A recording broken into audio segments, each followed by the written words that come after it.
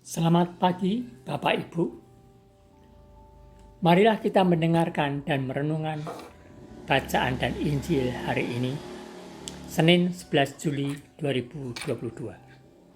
Marilah kita awali dengan tanda kemenangan kita dalam nama Bapa dan Putra dan Roh Kudus. Amin. Bacaan pertama. Bersihkanlah dirimu, jauhkanlah perbuatan-perbuatan yang jahat dari depan mataku. Pembacaan dari kitab Yesaya bab 1 ayat 11-17. Dengarkanlah sabda Tuhan, hai para pemimpin Sodom. Untuk apakah korbanmu yang banyak itu?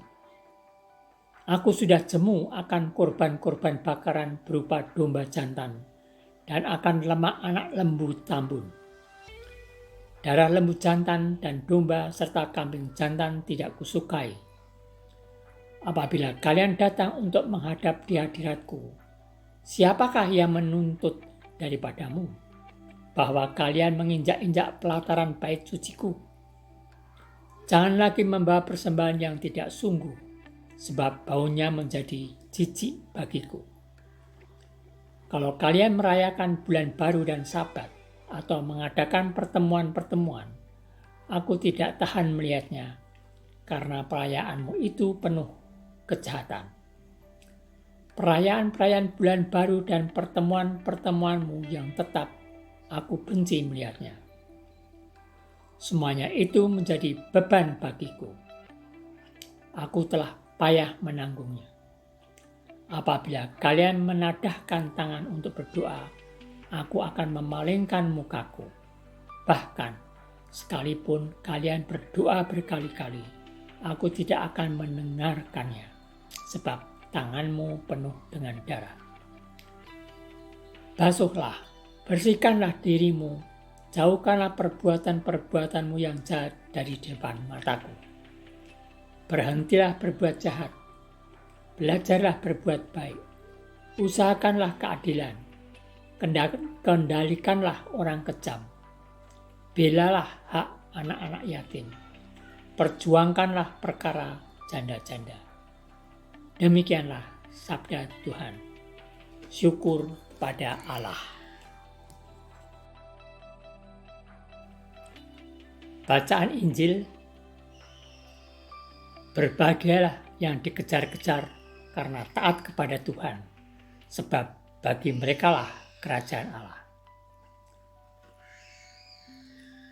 Injil dari Matius bab 10 ayat 34 sampai bab 11 ayat 1.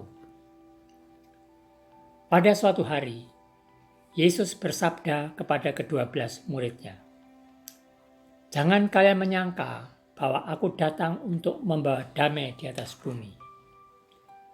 Aku datang bukan untuk membawa damai, melainkan pedang.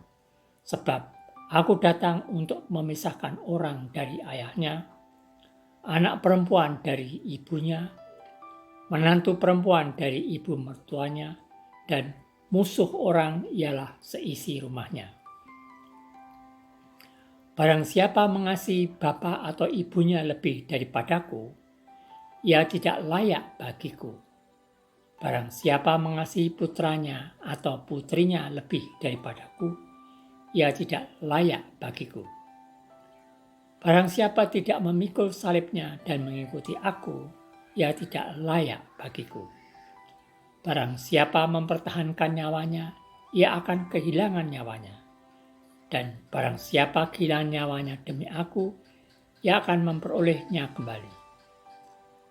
Barang siapa menyambut kalian, ia menyambut aku, dan barang siapa menyambut aku, ia menyambut dia yang mengutus aku.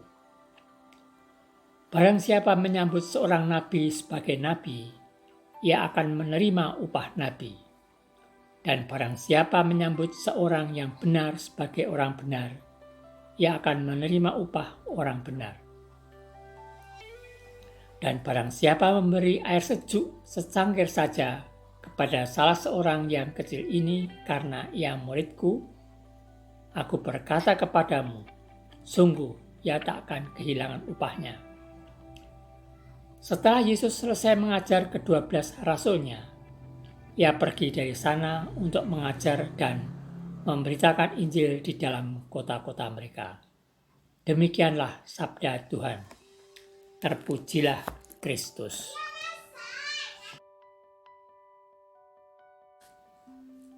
Renungan hari ini, Senin 11 Juli 2022. Sabda "Aku datang bukan untuk membawa damai melainkan pedang" jangan ditafsirkan bahwa Yesus menganjurkan kekerasan.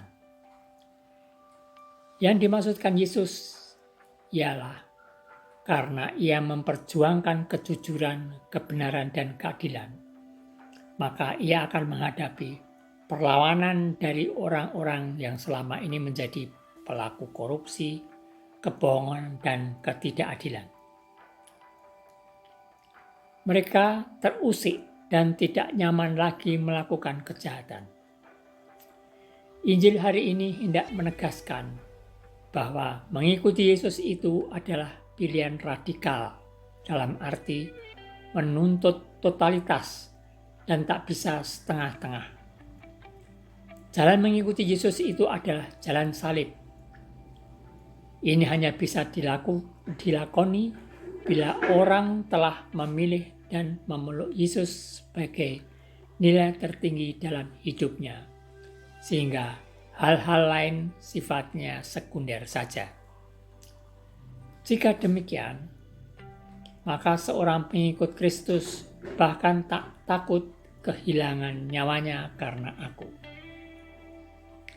sebab ia akan memperolehnya.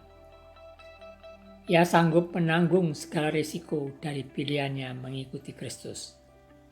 Hal ini tak mungkin dilakukan oleh orang yang imannya masih setengah-setengah. Contoh dari orang yang imannya masih setengah-setengah ialah orang yang melakukan kewajiban beribadah serta mempersembahkan korban di rumah Tuhan, tetapi di belakang ia terus melakukan kecurangan, korupsi, dan ketidakadilan. Inilah yang dikritik keras oleh Nabi Yesaya dalam bacaan pertama.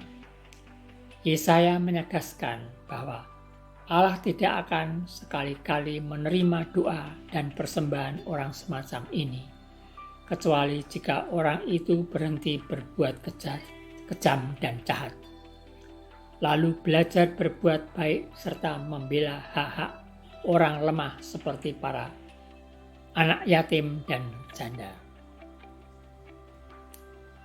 Marilah berdoa. Ya Bapa, semoga kami semakin mengimani Yesus dan total mengikutinya. Amin.